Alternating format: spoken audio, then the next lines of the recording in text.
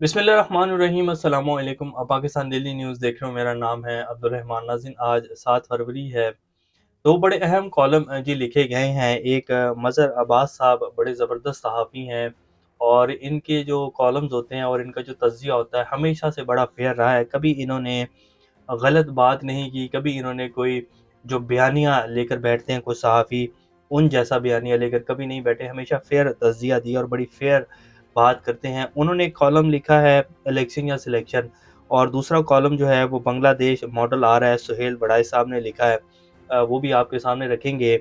इससे पहले अगर आप लोगों ने चैनल को सब्सक्राइब नहीं किया तो रेड बटन को प्रेस कर लें और बेल आइकॉन को भी प्रेस कर लें ताकि लेटेस्ट अपडेट्स आप लोगों को मिलती रहें और ये जो हमारा ताल्लुक है ऐसे ही जुड़ा रहे। सबसे पहले जी जो सुहेल बड़ाई साहब लिखते हैं, इससे आपको पता लग जाएगा कि कल इलेक्शन का जो नतीजा है क्या आने जा रहा है, जो प्लान बनाए गए हैं और जो होने जा रहा है कल। अगर अवाम ना निकली और जो प्लान आपके सामने है कि पिछले 2 साल में जो प्लान्स बनाए गए हैं वो कोई भी अभी तक कामयाब नहीं हुआ। तो सुहेल बड़ाई साहब कहते हैं कि जी बांग्लादेश मॉडल कल आ रहा है। जैसे हसीना वाजिद ने 15,000 के करीब लोगों को, रहनुमाओं को दूसरी जमातों के उठा के अंदर डाला और एक गबड़ गुसरनी का इलेक्शन करवा के दोबारा से विराजमान हो गई सदर के ओहदे के ऊपर। तो वैसा सा वो कह रहे हैं कि जी कल पाकिस्तान में भी होने जा रहा है। अब वो अपने कॉलम में फरमाते क्या हैं, पीएमएलएन कितनी सीटें जीतेगी, इमरान खान का मुस्तकबिल क्या है, वो सारा उन्होंने दर्ज किया है। और ये कॉलम आप सुनेंगे तो आपको पता लग जाएगा कि सुहेल बड़ाई साहब जो हैं वो कहाँ की बात जो है वो कर रहे हैं। मालूम नहीं हतमी तौर पर क्या होगा, मगर फ़िलहाल ये तय हुआ है कि इंतखाबात के बाद पाकिस्तान में बांग्लादेश की तरह मुस्तहकम सियासी हुकूमत कायम की जाएगी और इसे मुक़तदरा की मुकम्मल हमायत और मदद से 10 साल तक चलाया जाएगा। मकसद ये है कि जिस तरह बांग्लादेश में शेख हसीना वाजिद ने अदारों की मदद से अपने मुल्क को माशी तरक्की की राह पर गामज़न किया, इसकी पैरवी की जाएगी ताकि पाकिस्तान भी माशी और सियासी तौर पर अपने कदमों पर खड़ा हो सके। शुरू में अदारों का अंदाज़ा था कि अगली हुकूमत मखलूत होगी जिसमें नून लीग को वज़ारत-ए-उज़्मा और पीपल्स पार्टी को सदारत मिलेगी, मगर अब बांग्लादेश मॉडल और मुस्तहकम हुकूमत के आइडिया की पैरवी करते हुए मखलूत हुकूमत नहीं बनेगी, बल्कि मुस्लिम लीग नून और चंद छोटी सियासी जमातों के तावन से वफाकी हुकूमत बनेगी। यानी कि पीपल्स पार्टी को जो है वो सिंध दिया जाएगा। पीपल्स पार्टी वफाक में अपोज़िशन में बैठेगी।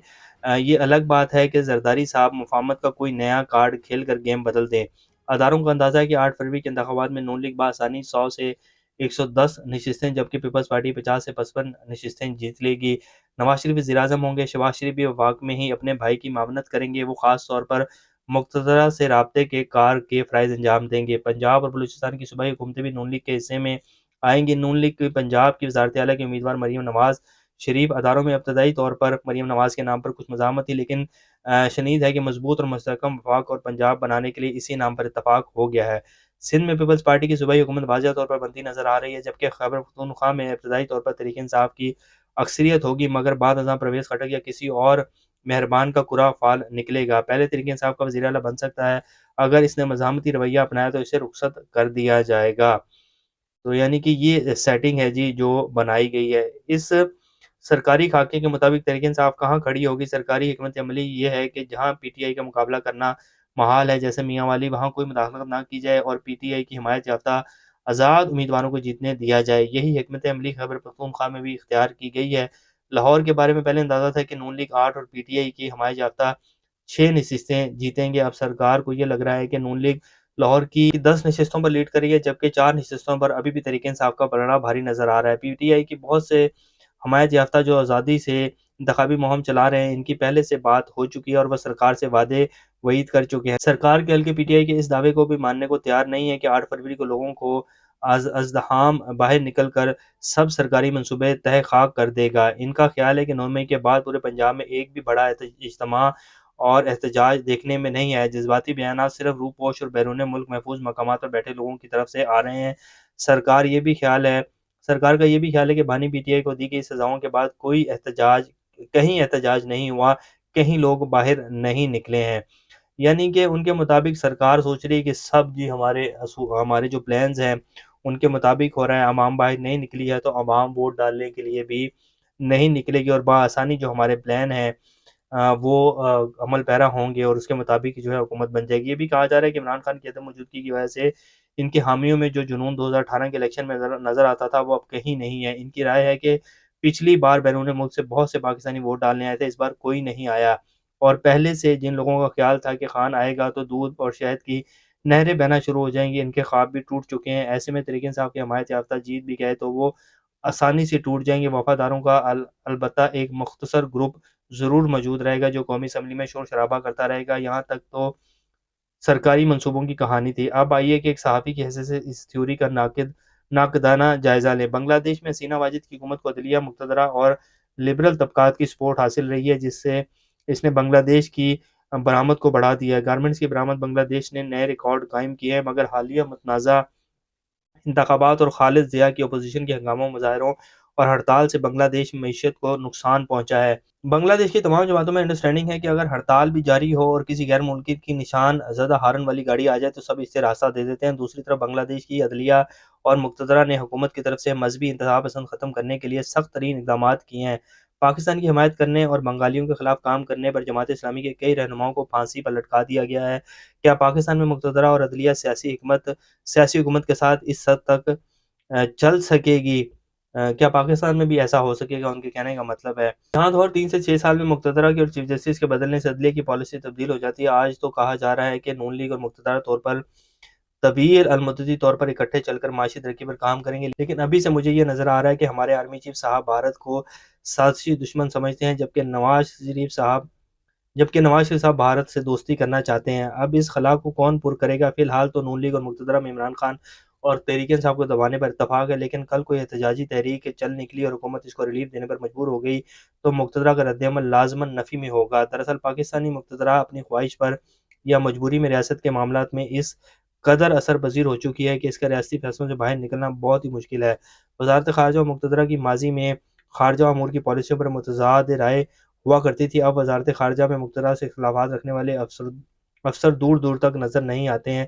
حالانکہ ریاست میں اگر اختلاف رائے نہ ہو تو اچھی پالیسی نہیں بنتی ہے۔ دو آراء سن کر ہی بہتر فیصلے تک پہنچا جا سکتا ہے۔ امریکہ میں پینٹاگون اور اسٹیٹ ڈپارٹمنٹ میں اکثر اختلاف رائے ہوتا ہے۔ بالآخر امریکی صدر دونوں آراء سننے کے بعد ہی فیصلہ کرتے ہیں۔ یا بھی حتمی فیصلے کا اختیار وزیر اعظم کو ہونا چاہیے، جو کہ مقتدرہ نہیں چاہتی کہ میں اپنی طرف سے ایڈ کر رہا ہوں۔ آخر میں عرض ہے کہ سیاسی استحکام کے لیے ضروری ہے کہ P T I Imran Khan کو الیکشن کے بعد ہی صحیح ریلیف ملے اور ان کے لاکھوں کروڑوں ووٹوں کی نمائندگی بھی پارلیمان میں ہو۔ تحریک انصاف کو بھی بیرسٹر گوہر علی کے اعتدال پسند رویے کی پیروی کرتے ہوئے اینٹی آرمی اور اینٹی ریاست بیانی کو ختم کرنا چاہیے۔ تحریک انصاف ریاست اور فوج کی سٹیک ہولڈر ہے۔